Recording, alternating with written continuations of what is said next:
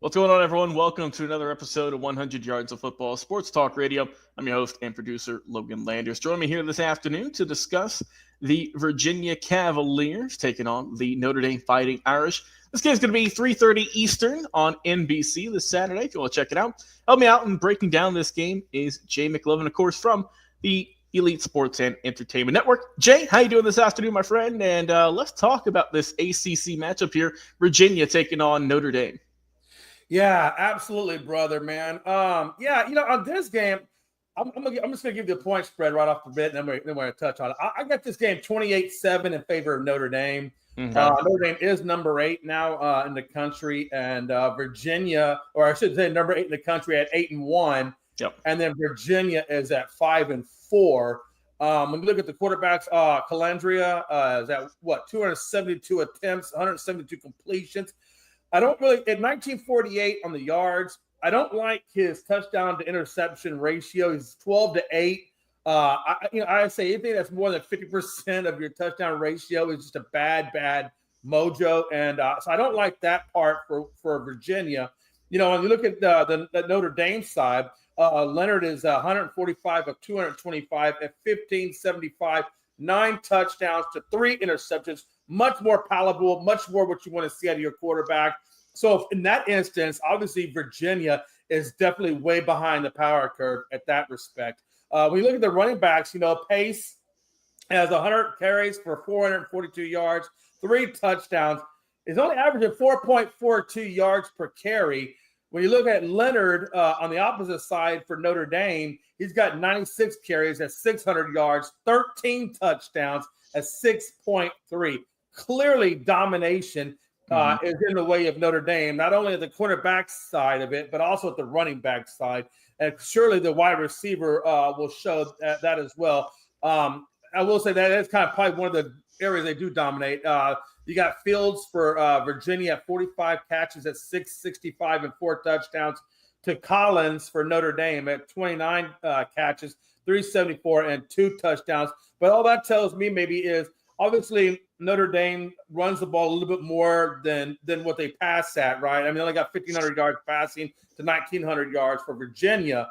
And that kind of reflects in Collins. But I think they spread the ball a little bit more around than what Virginia does. So I think that kind of where that pulls it into perspective. When you look at Virginia, their last win came over Pitt, who came into that contest at 7-1.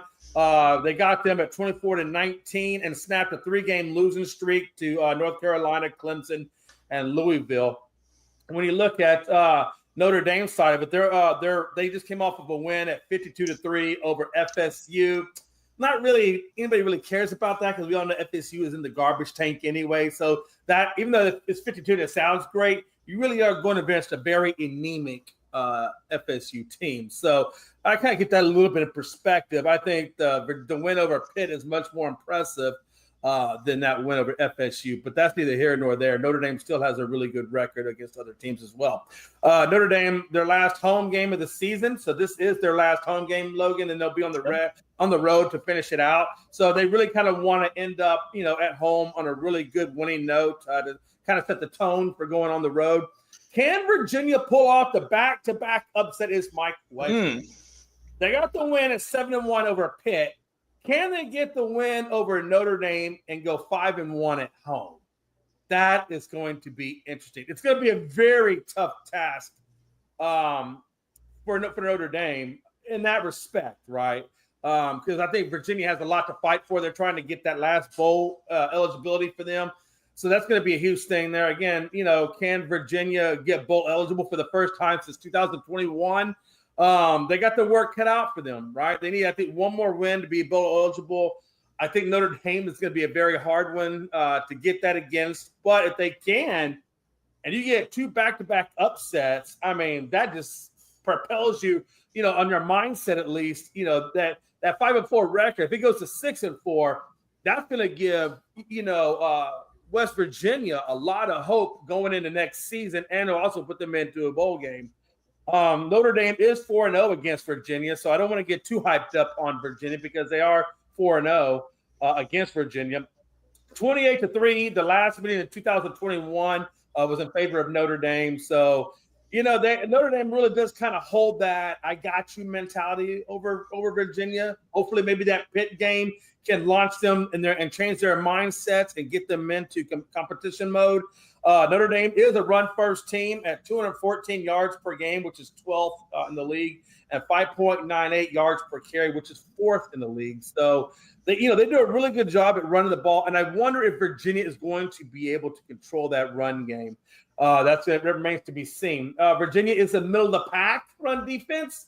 Virginia will need, to pass a lot to keep up with Notre Dame, and I think that's exactly what Notre Dame wants. So Virginia has got to do a really good job at controlling the defensive run side. If they can do that, then that's going to give them a really good shot at having a chance at winning this game. If they don't, then like I said, they're going to have to pass a lot to keep up with Notre Dame, and that just makes them one-dimensional. And once you go one-dimensional, it's very hard to win. So to wrap it up, I think Virginia has allowed 6th most in sacks at 3.44 a game. And guess what? Notre Dame generates about 2.89 sacks per game.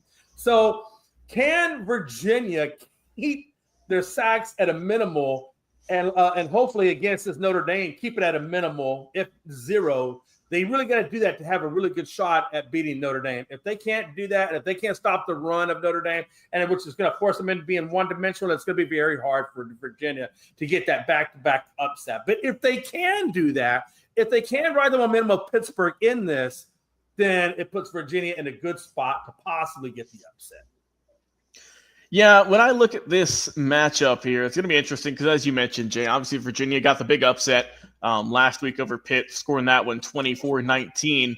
When you look at it, the way Virginia scored, they had a passing touchdown from Calandria and then 2 rushing touchdowns. Overall, the running game for Virginia was really solid, 45 carries for 175 yards, 3.8 per pop. But, Jay, that means they're just grinding. They're getting some yards, eat that clock, and sure enough, it worked, and that's what pulled off the upset. But you touched on it. The way Virginia wins this game is you have to win the battles in the trenches. Your O-line has to come ready to play because, as you mentioned, Jay, right now, Notre Dame is an absolute unit. They've got 26 sacks on the season. Virginia has allowed 31 as a unit, all 30 of those coming with Calandria. So if you can protect your quarterback, you have a chance. If not, then it's over. It's going to be tough. So when you look at Virginia, you mentioned that that they've got Calandra who's closing on 2,000 yards, 12 touchdowns, 8 interceptions. It just kind of depends on what kind of a day he's going to have. You don't know if he's going to come in and ball out or if he's going to have a down game. Because yes, I mentioned he threw the passing touchdown against Pitt, but Jay also had 2 interceptions last week. So you've got to play better. You have to play solid ball. Like I said, they had snapped that 3-game losing streak against Pittsburgh, but the thing that kind of scared me about that, though, Jay, is that they had given up a lot of points. You gave up 41 points to North Carolina, 48 to Clemson, and you gave up 24 to Louisville. But still, Jay, that's a lot of points that you are giving up on defense. And we know Notre Dame. We know how this team runs, Jay. We know how this team is. And they are going to come in there, they're going to smack you in the mouth, and they are going to try and just get points on top of points on top of points. Jay, they have back-to-back games of over 50 points scored. That's scary. And look, it was against Navy, who was ranked at the time, right? Navy's had a really good year. And then, Florida State, which I think the least said about Florida State this year, the better. In those wins as well, Jay. But the thing, too, about this team is the defense has really impressed me for Notre Dame. You mentioned the offense and how they're very run-heavy. But, Jay, the defense has been dynamite this year. They've only allowed over 20 points once this season. Then that was 24 against Louisville, who we've talked about before has a really good team. I'll take it, man. Of the 9 games you've played, you've only given up over 20 points once? Yeah, good luck. Good luck. Riley Leonard coming over from Duke. A lot of expectations. Jay, I would say he's met them. He's done really well for himself this year. You mentioned that he's the top rusher on this team. He's also obviously the quarterback, top passer. So he can get it done in the air and with his legs. All in all, he's got 9 touchdowns on the air, and he's got 13 on the ground. Also, Jeremiah Love behind him, the running back, he's got 10 touchdowns, Jay, over 500-plus yards this year, and a 5.9 average. He only has on the season, he's only ran the ball 98 times, but still, when he gets the ball, he runs it for half a first down. So you'll take that any day of the week. Overall, man, I think that just Notre Dame has a solid team up and down. You mean offense, defense, they have some workhorses on both sides of the ball. I mean, they have 12 picks on the year also in their backfield. So they are just, they're running all over the place trying to get interceptions, and they're doing a really good job other than that, that one blemish loss they had earlier in the year, which I still can't believe they lost to to Northern Illinois. I will remember exactly where I was, Jay, during that game. It was week 2. I was out to eat at a restaurant, and we were leaving, and we didn't even know the game was on. We were just eating lunch and whatnot, and I'm like, oh, hey, what? Wait a minute, Notre Dame's losing. Sure enough, that was it. I'm like, wow, I can't believe it. And remember, I was one of them. You said, all right, typical Notre Dame, all this hype, and you can't do nothing with it. Blah blah blah blah blah. Well, they haven't lost since, Jay. They've been on a tear since that one. Northern Illinois woke them up, and they have been putting the hurt on people. So for this one, I think Notre Dame's going to roll. I think it's going to be a big win. I'll go final score in this one. Give me Fighting Irish putting up 42 points, and give me Virginia getting. We'll go 21. How about that? 41 or 42-21 final score in this one. I think Virginia's got a good team all in all. Like I said, they got the big upset, so they got the momentum. But I think that Notre Dame is just absolutely a monster this year. And also with me giving them 21, I think they'll be the second team this season to crack that 20-point plateau. That's just my thoughts, though. I want to hear yours, our fans, in the comments, Facebook and YouTube. How's this game going to go? Who's going to win, and what will be the final score? Jay McLovin from the Elite Sports Entertainment Network. Thank you, my brother, for coming on the show, talking about the Virginia Cavaliers and the Notre Dame Fighting Irish. Once again, guys, like, comment, share, and subscribe, and we'll talk.